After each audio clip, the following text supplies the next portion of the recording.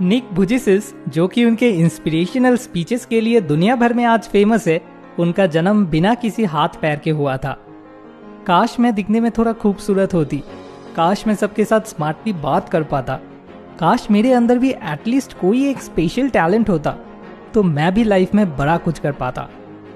निक के सिचुएशन के साथ अगर कंपेयर किया जाए तो ये सारे एक्सक्यूजेस सुनने में हंसी आती है।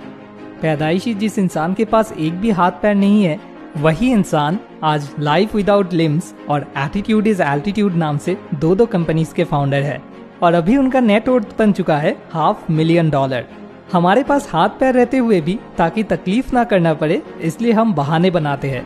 वहीं पे निक के पास एक भी हाथ पैर नहीं है, लेकिन उन्होंने कभी भी इस वजह से कोई बहाना नहीं बनाया, और इसीलिए आज वो करोड़ों लोगों के लिए इंस्पिरेशन बन पाए हैं।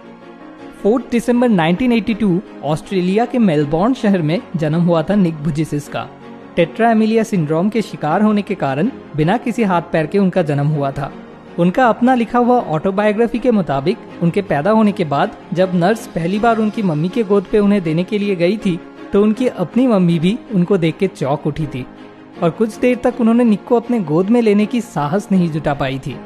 हालांकि कुछ देर बाद उनके मम्मी पापा ने मिलकर इस चीज को उनके बेटे के लिए गॉड का कोई खास प्लान मान के निक को फाइनली गोद में उठा लिया था। निक के शरीर पे पैर के तौर पे बस एक डिफॉर्म्ड फिट और उस पे 2 डिफॉर्म्ड फिंगर्स जैसे बोन्स है, जिसे निक खुद मजाक करके चिकन ड्रमस्टिक बुलाते हैं। और अपने इसी चिकन ड्रमस्टिक के मदद से कंघनी करने से लेकर स्विमिंग करना, कंप्यूटर पे टाइप करना एंड यहाँ तक कि समुद्र पे सर्फिंग भी करते हैं निक।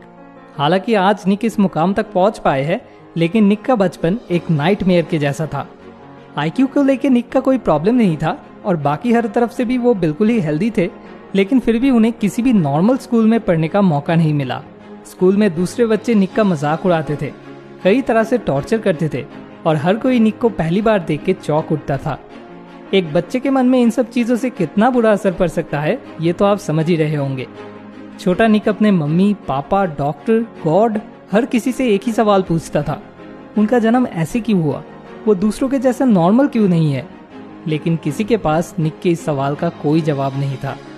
दूसरे बच्चे जब फील्ड में दौड़ते हुए खेलते थे, साइकिल चलाते थे, फुटबॉल खेलते थे, तब निक की लाइफ में किसी तरह की कोई उम्मीद नहीं थी। लेकिन फिर भी धीरे धीरे निक ने अपनी उन्हीं डिफॉर्म फिंगर्स की मदद से लिखने की कोशिश करने लग जाते हैं, और ऐसे कुछ साल बाद बस लिखना ही नहीं बल्कि उसके साथ साथ टाइप करना या तक कि अपना शेप खुद करना सीख जाते हैं निक। लेकिन फिर भी जिंदगी में इतना सारा स्ट्रगल करके जिंदा रहने के पीछे कोई मकसद दिखाई नहीं दे रहा था निक को, और इस चीज को लेके बहुत ज्यादा डिप्रेस्ड हो जाने की वजह से कई बार उन्होंने सुसाइड भी अटेम्प्ट किया था। ऐसे में 17 साल की उम्र में एक दिन उनकी मम्मी उन्हें एक न्यूज़पेपर आर्टिकल दिखाती है, जहाँ पे उन्हीं के जैसे हैंडीकैप्ड एक इंसान के बारे में लिखा हुआ था जिन्होंने अपनी लाइफ में बहुत कुछ अचीव किया था। उस आर्टिकल को पढ़ने के बाद से ही लाइफ की तरफ निक का एटीट्यूड बदलना शुरू हो जाता है। उन्हें ये समझ आ जाता है कि जिंदगी जीने के 2 ही रास्ते होते हैं। नंबर 1, जो रास्ता हमें अपने ड्रीम्स को पूरा करने से दूर ले जाता है, और नंबर 2, जो रास्ता हमें अपने ड्रीम्स को पूरा करने के पास ले जाता है। उस आर्टिकल को पढ़ने के बाद निक ये डिसीजन लेते हैं कि जैसे इस आर्टिकल ने उन्हें जीने के लिए इंस्पायर किया है, बिल्कुल उसी तरह निक भी उनके जैसे जितने भी लोग अपनी जिंदगी में हार मान के बैठ गए हैं, उन्हें वो अपनी बातों से फिर से जाग उठने में मदद करेंगे। और इसी मकसद से वो लाइफ विदाउट लिम्स नाम से एक नॉन प्रॉफिट ऑर्गेनाइजेशन शुरू करते हैं।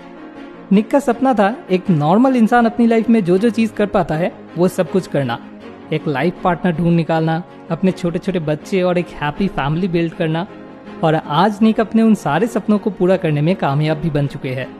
2012 में निक को अपना लव ऑफ लाइफ कनाई मियाहारा के साथ मुलाकात होता है। वो दोनों शादी कर लेते हैं और अभी उन दोनों के 4 छोटे छोटे बच्चे भी है। इसके अलावा स्पीच देने के लिए निक करीब 60 से भी ज्यादा कंट्रीज में ट्रेवल कर चुके हैं। 2005 में यंग ऑस्ट्रेलियन अवार्ड के लिए निक नॉमिनेटेड हुए थे।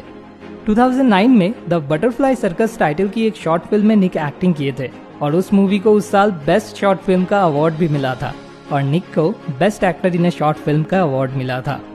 2010 में निक लाइफ विदाउट लिमिट्स टाइटल के साथ एक बुक पब्लिश किए थे, जो बुक टोटल 30 से भी ज्यादा लैंग्वेजेस में ट्रांसलेट होकर पब्लिश हुआ था।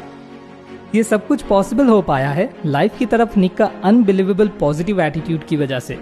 जिस दिन से उन्होंने लाइफ की तरफ उनका एटीट्यूड बदलने का डिसीजन लिया था, उसी दिन से उनकी लाइफ एक नई दिशा की ओर चल पड़ी थी। इसीलिए निक हमेशा कहते हैं एटीट्यूड इज एवरीथिंग। आपको अपनी लाइफ में चाहे कितनी भी मुश्किल वक्त से गुजरना पड़े, आपके पास हमेशा यही एक चॉइस होता है, अपनी एटीट्यूड को चूज करने का। बस लाइफ की तरफ अपना एटीट्यूड बदल के अगर एक इंसान जिनका एक भी हाथ पैर नहीं है वो इतना कुछ अचीव कर पाते हैं, तो आप क्यों नहीं कर सकते? What is your excuse?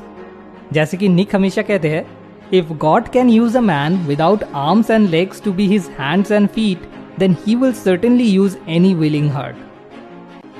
अब आखिर में आपसे एक छोटी सी रिक्वेस्ट, अगर इस वीडियो से आपको इतनी सी भी इंस्पिरेशन मिली हो तो इसे जरूर अपने फ्रेंड्स एंड फैमिली के साथ शेयर कीजिए, ताकि वो भी निक वुइचिस की लाइफ स्टोरी से इंस्पायर हो सके। Thanks for watching. More wisdom, more solution, better life.